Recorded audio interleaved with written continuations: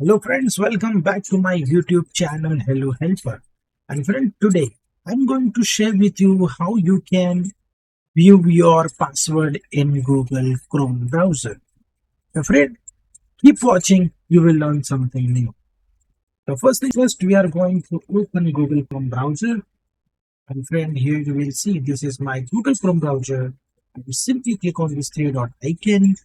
And here friend, you will see password and autofill option.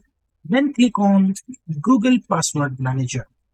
If you click on it, and then here you will see the different passwords and accounts you can see over here. So friends, this is a tutorial which I want to share with you guys how you can view your passwords in your Google Chrome browser. So friend, if you like this video, then click on like button and share with your friends and family so they can also learn about these things. And if maybe have any query or question, you can comment me below. So I will give you the answer. So friend, thank you for watching and stay tuned with me. We will meet in next video. Stay tuned.